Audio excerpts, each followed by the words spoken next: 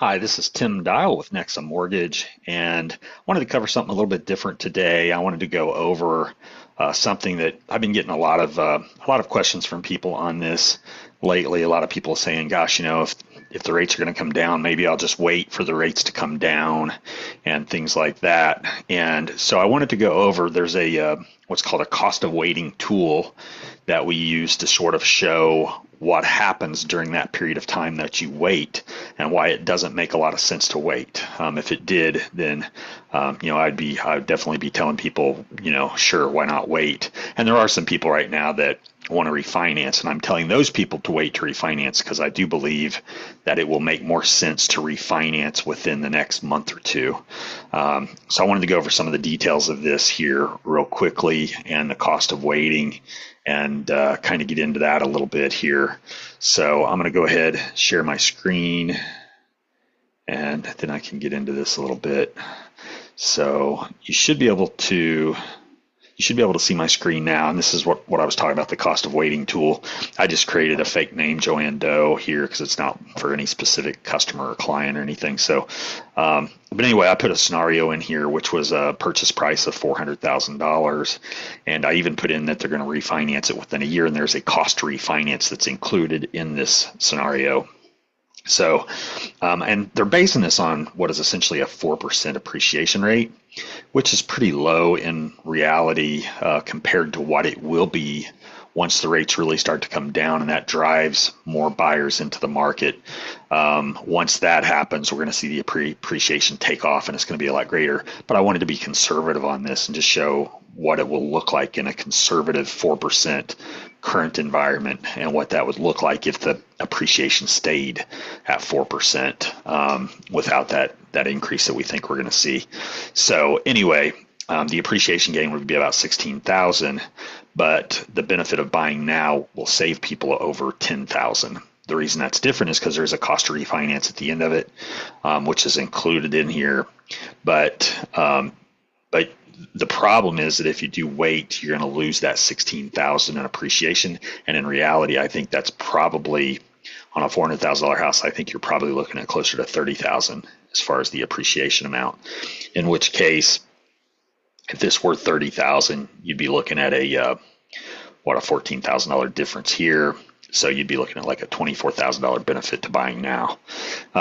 So if that were the difference, but like I said, I just wanted to be fairly conservative here and get into these numbers a little bit. So it does take into consideration the full, you buy it for 400,000, it goes up to 416. There's a cost to refinance at the end, which it's including. And then at the end, the reason you refinance is so that you can bring your payment down to where it would have been if you had waited, right? Actually, the payment will be lower than it would have been if you had waited. And I'll tell you why. That's because you bought it for 400.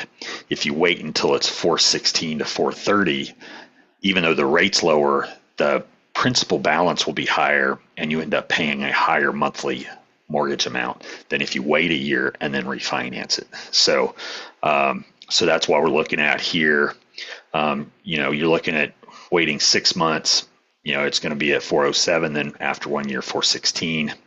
I think you're looking, like I said, 420 to 430, most likely on a $400,000 house based on what I've seen appreciation do in the past when we've been in a higher rate environment and then that rate drops. That extra activity and that extra demand causes that appreciation to skyrocket a little bit. So anyway, that's what I wanted to cover really quickly. Also, I wanted to get into what we're looking at right now as far as the rate environment, right? So we have been on a really good run lately. As you can see here, these last 6 business days, we've just been moving up on this 30-year. As the 30-year moves up, the interest rates come down. So we are right at about where we were in early December, which is exciting. If we can break above that level, then we'll start heading toward where we were in September.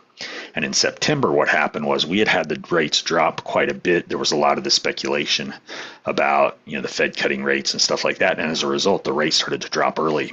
And so the rates dropped quite a bit in September, but we thought once the Fed started their actual cuts, we would see a further drop. So we sort of waited.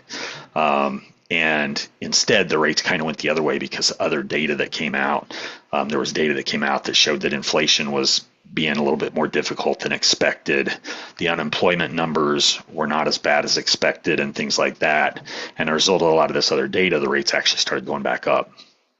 Well, what we're trying to do now is get back to where we were in September, which was up in this range.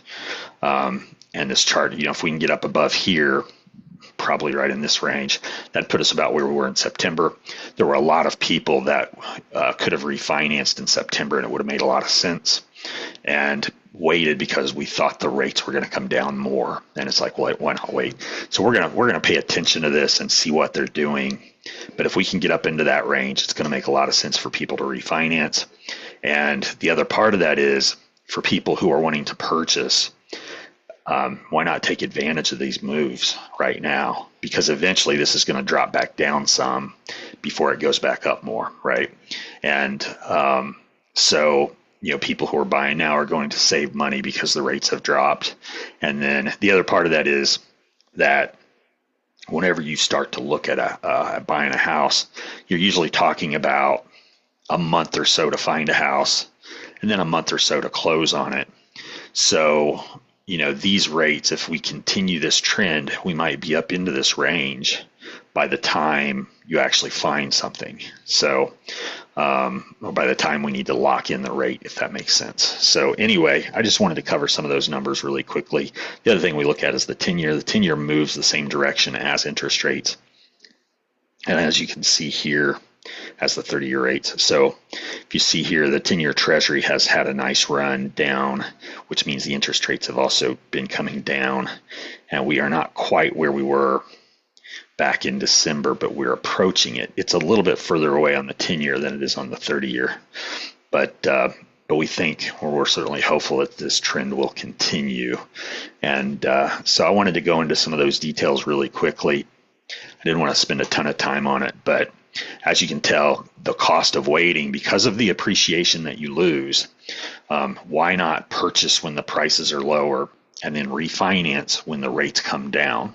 And then you get kind of the best of both worlds. You get the better price, but then you also get the better rate at the better price, and you end up with a lower payment, and you save all that appreciation money in the long run there. So, I've had some people say they're going to wait 2 years. If you wait 2 years, they're probably going to lose $50,000 if they wait 2 years because of what's going to happen in the market and the appreciation.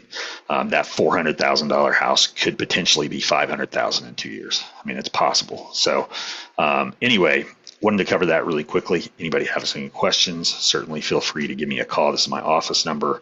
My mobile is 615-995-2615. And feel free to send me a text as well. I'm always here and available to help. Thank you.